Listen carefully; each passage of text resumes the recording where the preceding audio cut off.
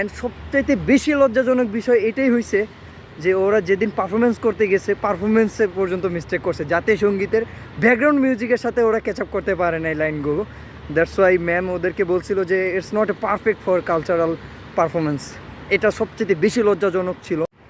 Hey, what's up buddy, RP927, come back once again and welcome to my another video. So guys, আজকে হচ্ছে পুরোপুরি properly snow পড়তেছে আমার সিটিতে। আর এ হচ্ছে পরিস্থিতি, পুরো সব জায়গায় একদম সাদা হয়ে গেছে। আর আজকের ওয়েদারটা সিরিয়াসলি জোস লাগতেছে, বিকজ স্নোর টাইমটা মানে হচ্ছে অসাম একটা ওয়েদার। আর ভিজে যাইতেছি পুরোপুরি।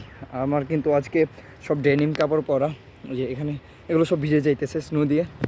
আর আজকে সবচেয়ে বড় একটা হ্যাপিনেসের বিষয় হচ্ছে একটা প্রোগ্রাম আছে আজকে ইউনিভার্সিটিতে, সেটা হচ্ছে কালচারাল একটা ফেস্টিভ্যাল। এটাতে হচ্ছে সব কান্ট্রির যারা যারা আছে প্রত্যেকে হচ্ছে পারফরমেন্স করবে। আর আমাদের সবচেয়ে খারাপ লাগার বিষয় কোনটা জানেন, সেটা হচ্ছে আমাদের বাংলাদেশিরা তারা নাকি কালচারালের অনুষ্ঠানের মধ্যে জাতীয় সঙ্গীত প্রেজেন্ট করবে। অ্যান্ড সবচাইতে বেশি লজ্জাজনক বিষয় এটাই হয়েছে যে ওরা যেদিন পারফরমেন্স করতে গেছে পারফরমেন্সে পর্যন্ত মিস্টেক করছে, জাতীয় সঙ্গীতের ব্যাকগ্রাউন্ড মিউজিকের সাথে ওরা ক্যাচ আপ করতে পারে না এই লাইনগুলো। দ্যাটস ওয়াই ম্যাম ওদেরকে বলছিল যে it's not A perfect for cultural performance.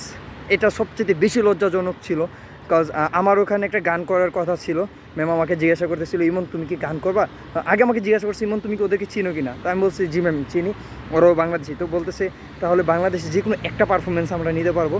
তো আমি বলছি ম্যাম যেহেতু ওরা সংখ্যাগরিষ্ঠ আমার থেকে বেশি আছে, ওরা ওইটা করতে চাইতেছে, ওদেরকে ওটা চান্স দেন। দেন ওরা ওইটা পারফরমেন্স করতে যেয়ে সেদিন এত বড় মিস্টেক করছে যে লজ্জাজনক বিষয়। সে তখনই বলছে it's not a good for culturals performance. এই চিন্তা করেন কতটুকু লজ্জাজনক হইতে পারে যে তারা ন্যাশনাল অ্যানথেমটাকে ঠিকমতো প্রেজেন্ট করতে পারে নাই।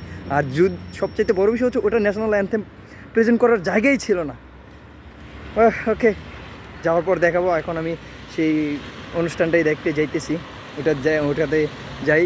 বিভিন্ন কান্ট্রির সবাই ওখানে পারফরমেন্স করবে, ওখানে যাই, ওটা দেখি, দেন ভিডিওতে দেখানোর ট্রাই করব।